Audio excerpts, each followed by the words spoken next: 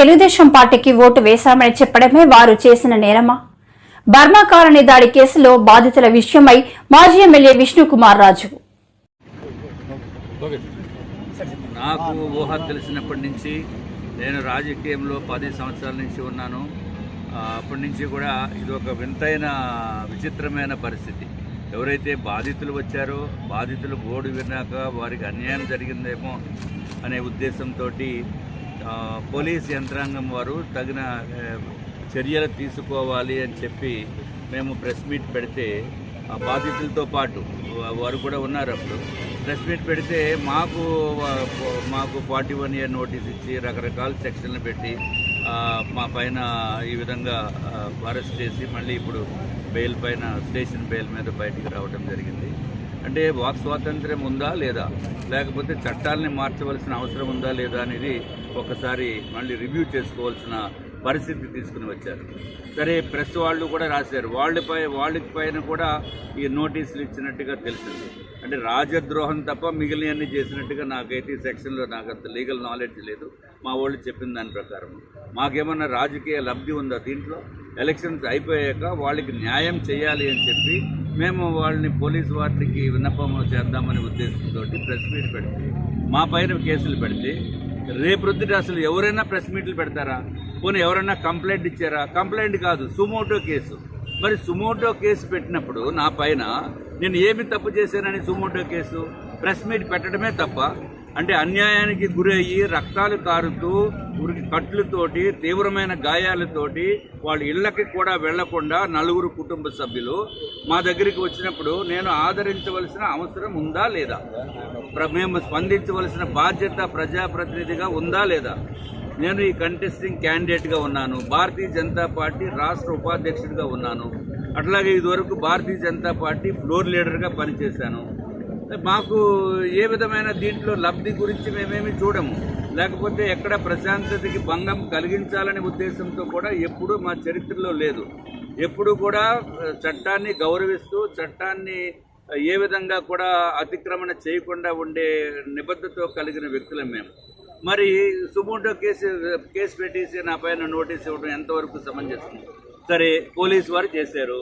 ఇదే నియోజకవర్గంలో ఇదివరకు వైఎస్ఆర్సీపీ నేత కేకే రాజు గారు మరి చంద్రబాబు నాయుడు గారిని ఎయిర్పోర్ట్ నుంచి బయటికి రాకుండా అడ్డుకుని పోలీసులు కూడా తోసేసి మరి ఆయన చంద్రబాబు నాయుడు గారి పైన కోడిగుడ్లు, టమాటాలు, వాటర్ బాటిల్స్, చెప్పులు ఇసిరి నానా బూతులు మాట్లాడిన వ్యక్తి పైన సుమోటో కేసు గుర్తురాదా మీకు?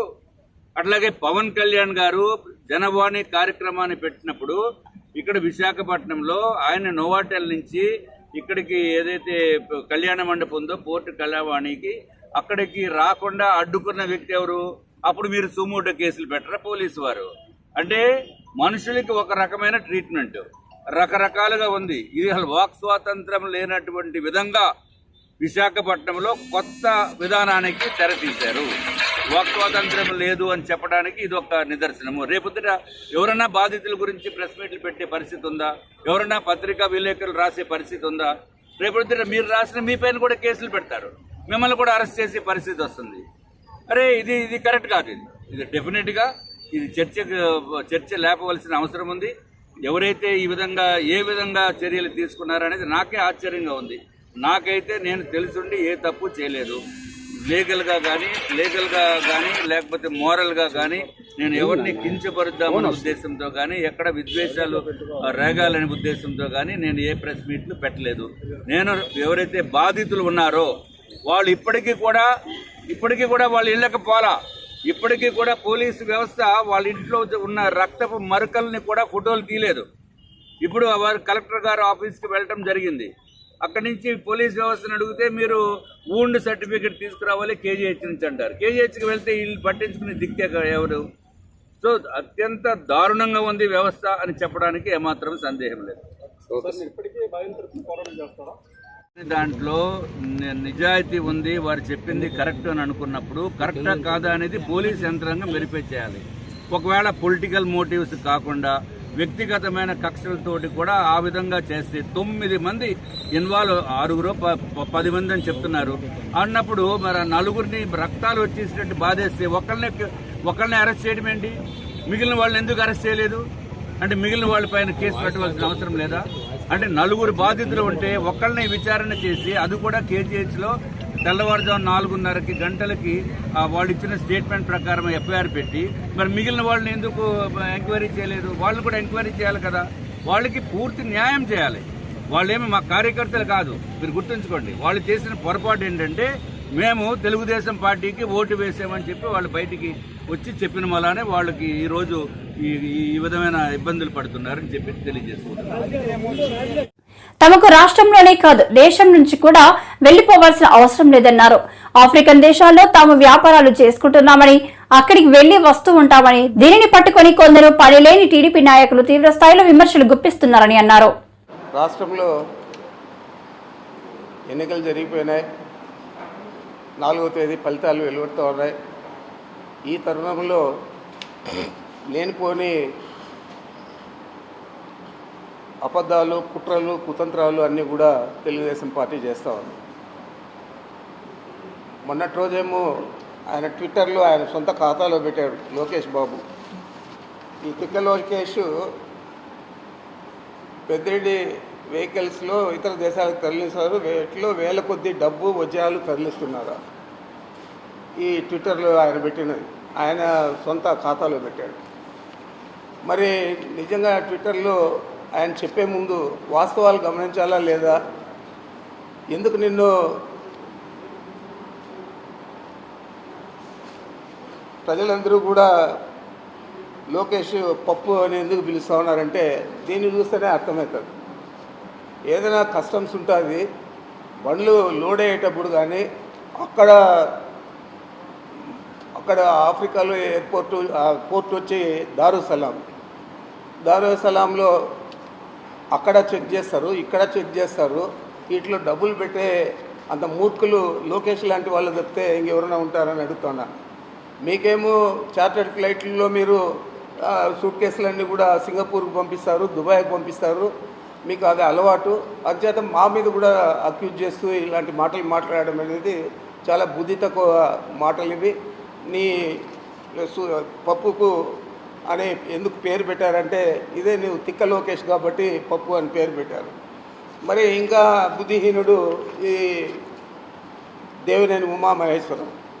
నువ్వు 5 సంవత్సరాలు ఇరిగేషన్ మంత్రిగా ఉండి అనేక రకాల లబ్ధి పొంది వేల కోట్లు దోచిపెట్టి చంద్రబాబుకు మళ్ళీ సిగ్గు లేకుండా మా మీద అక్యూజ్ చేస్తున్నాడు. పారిపోతూ ఉన్నారు, వ్యాపారాలు టిప్పర్లు అన్నీ తీసేస్తూ ఉన్నారు, ఇతర దేశాలకు పంపిస్తూ ఉన్నారు, ఇతర రాష్ట్రాలకు పంపిస్తూ ఉన్నారు అని చెప్పి చెప్తా ఉన్నారు. మేము ఇతర రాష్ట్రాల్లో పనిచేస్తూ ఉన్నాం, మాకు అక్కడ కూడా ఉన్నాయి వెహికల్స్. ఇతర దేశాల్లో అంటే మేము ఆఫ్రికాలో కూడా పనిచేస్తాము, అక్కడ కూడా ఉన్నాయి. ఇప్పుడుగా 2011 నుంచి అక్కడ వ్యాపారం చేస్తాం. 2013 మొట్టమొదటిసారి మైనింగ్ యాక్టివిటీకి అని చెప్పి ఒక 300 ఎక్స్కవేటర్లు 5 టిప్పర్లు పంపించాం. ఆ తర్వాత వరుసగా అక్కడ 17 లాంగ్ చేసి ఉంటుంది, అబో 40 టన్నులు కొనేటివి, అవి ఒక 38 బండ్లు కొన్నాం. మళ్ళా తర్వాత ఇండియా నుంచి 23 మిషన్లు, మిగతా ఎక్విప్మెంటు, ఇవన్నీ కూడా మైనింగ్ యాక్టివిటీకి కావాల్సినవన్నీ కూడా 23 పంపించడం జరిగింది 2013లో. మరి మొన్న 18/3/24 ఐచర్లు ఒక 60 బండ్లు మేము కొంటే వాటికి ఇక్కడ పని లేదు కాబట్టి అక్కడ కొత్తగా మేము స్వర్ణ మెటల్స్ అని చెప్పి ఒక కాపర్ ప్రాజెక్టు చేస్తా ఉన్నాం. కాబట్టి ఆ కాపర్ ప్రాజెక్ట్ కోసం అని చెప్పి వాళ్ళు 60 బండ్లు కావాలంటే మొదటి విడత 2024లో మార్చి 18 20 బండ్లు పంపించారు. అది బాంబే పోర్ట్ నుంచి. ఇప్పుడు కూడా బాంబే పోర్ట్లో రేపు 10 లోడ్ అవుతూ ఉన్నాయి. ఆ తర్వాత ఇంకా 10కి స్పేస్ లేకుండా ఆ షిప్లో వేరే షిప్లో తొందరలోనే పోతూ ఉన్నాయి. మరి ఈ విధంగా విడతలుగా మేము పంపిస్తూ ఉన్నాం. అక్కడ మాకు ఇప్పటికే ఒక ఫెర్రో మ్యాంగనీసు, ఫెర్రో సిలికా అని చెప్పి 2 ప్రాజెక్టులు ఉన్నాయి. ఒకటి పిఎల్ఆర్ అనుబంధ సంస్థది, ఇంకొకటి జస్విన్ సంస్థది. ఇప్పుడు కొత్తగా స్వర్ణ మెటల్స్ అని చెప్పి ఈ కాపర్ ప్రాజెక్టును కూడా మొదలుపెట్టాం కాబట్టి దానికోసం 100 బండ్లు కావాల్సి వస్తుంది. అంటే మన దగ్గర ఉన్నాయి ఇక్కడ 60 బండ్లు వాడినవి, పాత బండ్లన్నీ కూడా అక్కడికి పంపిస్తా ఉన్నాం. దాంట్లో 40 ఇప్పుడు దాకా పోర్టుకు 20 వెళ్ళిపోయినాయి దారుసలాంకు.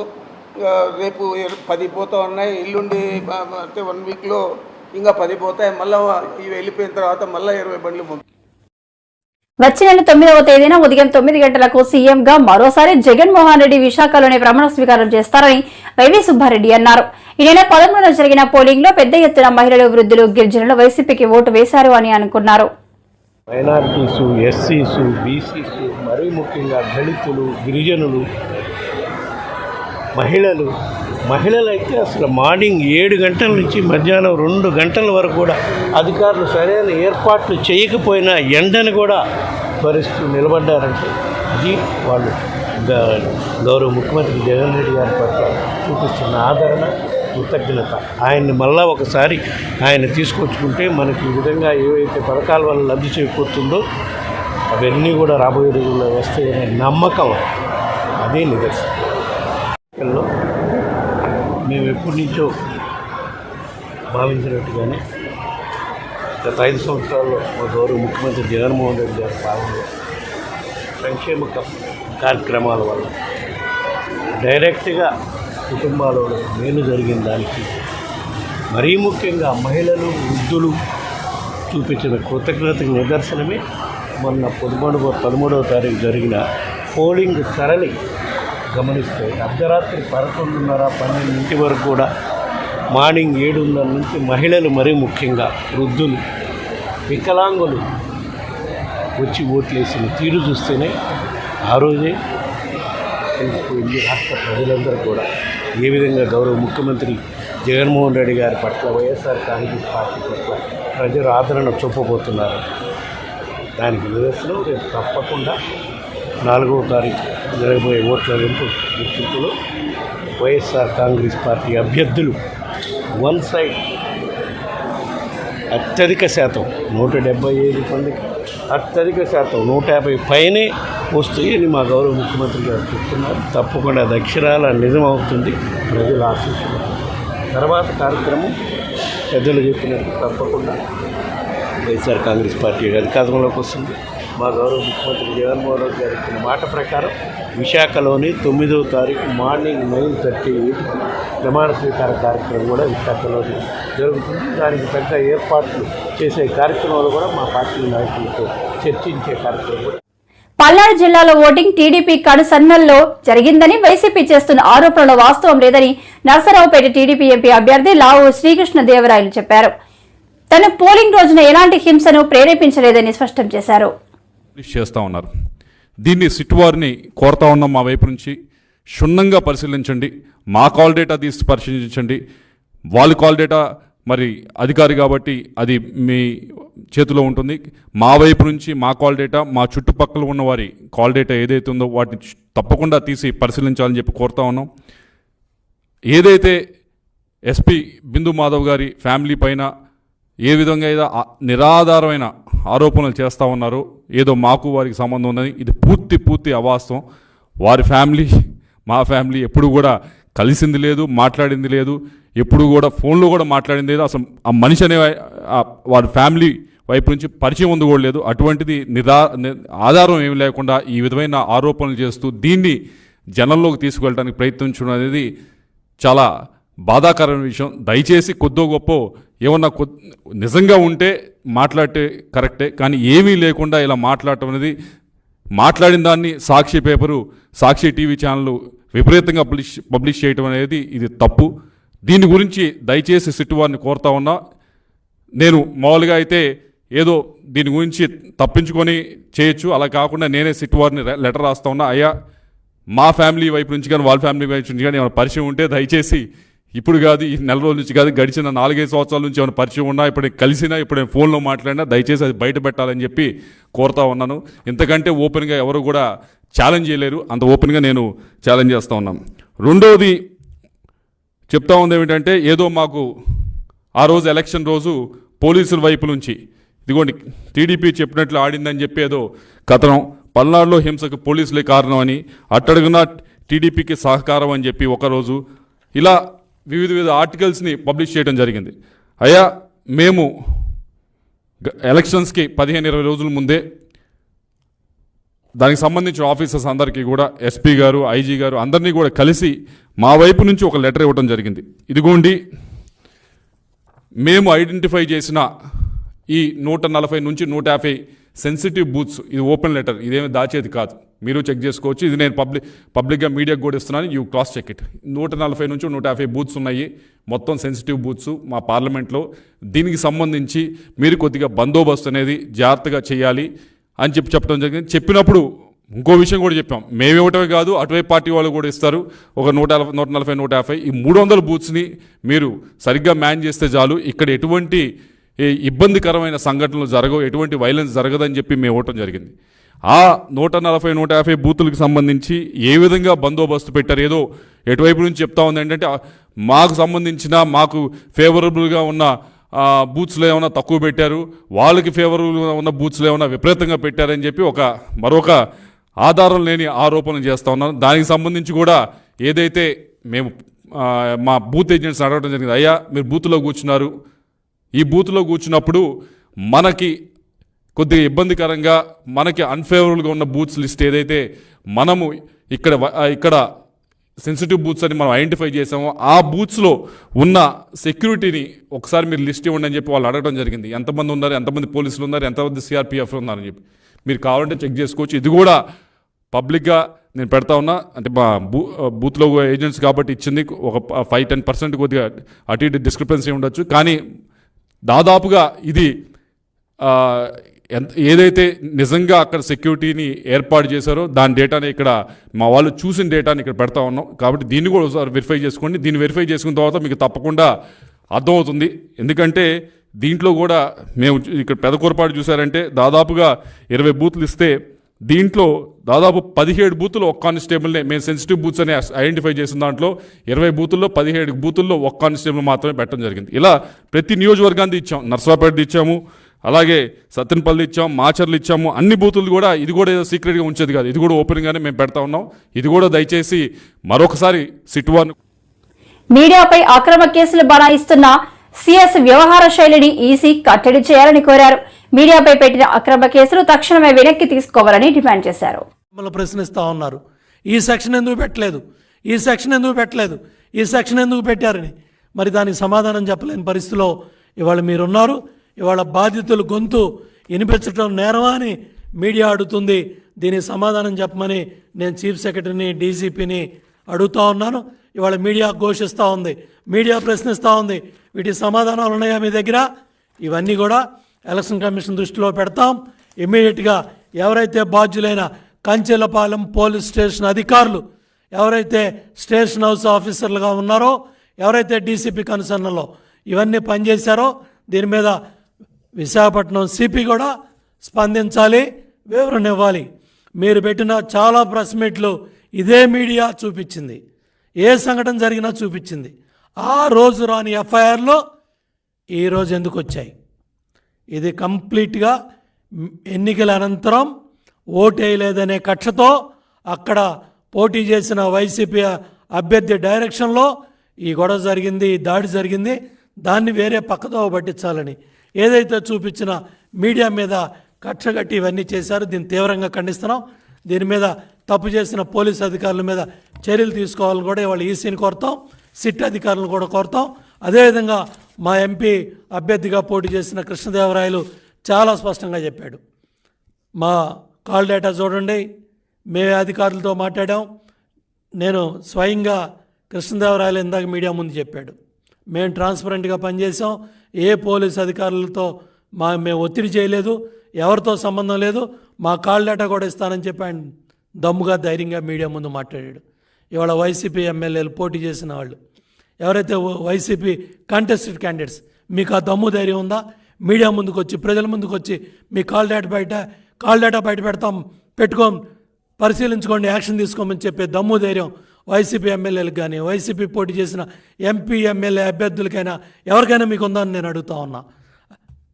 కాబట్టి ఎవరైతే ఈ తప్పు చేసిన పోలీస్ అధికారులు ఉన్నారో వాళ్ళ మీద చర్యలు తీసుకోవాలని, వాళ్ళ మీద ఇమ్మీడియట్గా వాళ్ళ మీద చర్యలు తీసుకొని సస్పెండ్ చేయాలి, పక్కన పెట్టాలని కూడా డిమాండ్ చేస్తూ ఉన్నాను.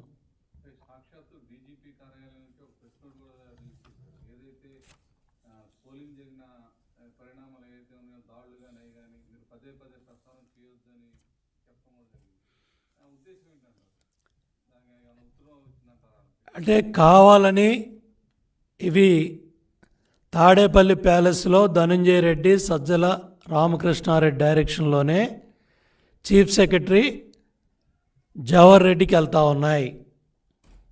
జవహర్ రెడ్డి డైరెక్షన్లోనే యంత్రాంగం పనిచేస్తూ ఉంది. మీరు చూడండి, వేసిన బందోబస్తులు కానీ వేసిన పోలీస్ అధికారులందరూ కూడా ఆనాటి డీజీపీ రాజేంద్రనాథ్ రెడ్డి, రఘురామ్ రెడ్డి, ఆంజనేయుల డైరెక్షన్లోనే ఈ పోస్టింగ్స్ అన్నీ జరిగాయి. ఇవాళ బాధితులు టెక్కలి నియోజకవర్గం టీడీపీ ఎమ్మెల్యే అభ్యర్థి అచ్చెన్నాయుడు గ్రామంలో రిగ్గింగ్ పాల్పడ్డారని వైఎస్ఆర్సీపీ ఎమ్మెల్యే అభ్యర్థి దువ్వాడ శ్రీనివాసరావు ఆరోపించారు. ఆయన దీని మీద ఒక వీడియో విడుదల చేయడం జరిగింది. మీడియాపై అక్రమ కేసులు బనాయిస్తున్న సీఎస్ వ్యవహార శైలిని ఈసీ కట్టడి చేయాలని కోరారు. మీడియాపై పెట్టిన అక్రమ కేసులు తక్షణమే వెనక్కి తీసుకోవాలని డిమాండ్ చేశారు. ఈరోజు టెక్కల్లో మరో విషాదం జరిగింది.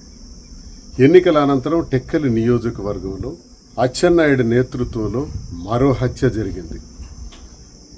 అచ్చెన్నాయుడు సొంత గ్రామం అయినటువంటి నిమ్మాడ, ఆ నిమ్మాడకు సరిహద్దుల్లో ఉన్నటువంటి గ్రామాల్లో ఒక గ్రామం అయినటువంటి చిన్న వెంకటాపురం అనే గ్రామంలో ఒక బూతు 40 ఏళ్ల నుంచి ఓటు వేయడానికి నోచుకోనటువంటి గ్రామం ఇది. ఓటు ఎలా వెయ్యాలో కూడా తెలియనటువంటి గ్రామం.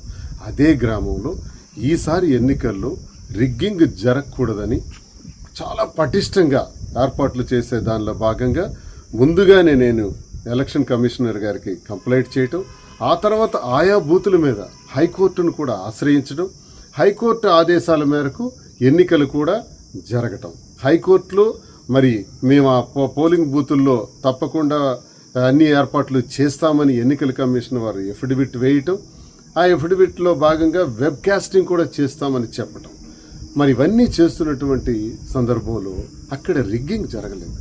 రిగ్గింగ్ జరగని కారణంగా అచ్చెన్నాయుడు ఎన్నికల అనంతరం తట్టుకోలేక తనకున్నటువంటి కార్యవర్గంతో వైఎస్ఆర్ కాంగ్రెస్ పార్టీ కార్యకర్తలైనటువంటి ఆదిలక్ష్మి, ఆమె కుమారుడు మాధవరావు, తోట మాధవరావు ఇద్దరు కూడా పోలింగ్ బూత్లో ఏజెంట్లుగా పనిచేయటం జరిగింది. బ్రహ్మాండంగా ఎన్నికలు నిర్వహించారు. రిగ్గింగ్ జరగలేదు. ఎన్నికలు జరుగుతున్నప్పుడే పోలింగ్ రోజునే మాధవరావుకి తల్లికి నలుగురు అచ్చెన్నాయుడు అనుచరులు హెచ్చరించారు. అచ్చెన్నాయుడు నేతృత్వంలో భానుచందర్, లక్ష్మణరావు, చిన్నారావు, కర్రన్న ఈ నలుగురు కూడా హెచ్చరించి తప్పకుండా మీకు హత్య చేస్తాం, చంపేస్తామని బెదిరించారు. ఎన్నికైన మరుక్షణం 14వ తారీఖు 15వ తారీఖు రోజుల్లో వాళ్ళకి హెచ్చరికలు చేస్తూ ఆ కుటుంబం మీద దాడి చేసి మాధవరావు తండ్రి అయినటువంటి మల్లేశ్వరరావు పైన అతి దారుణంగా కొట్టారు. ఆ మల్లేశ్వరరావు వారు కొట్టినటువంటి దెబ్బలకు ఈరోజు ఉదయం మరణించాడు.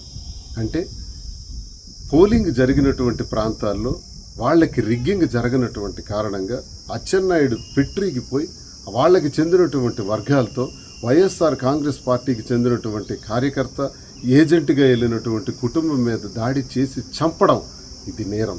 ఖచ్చితంగా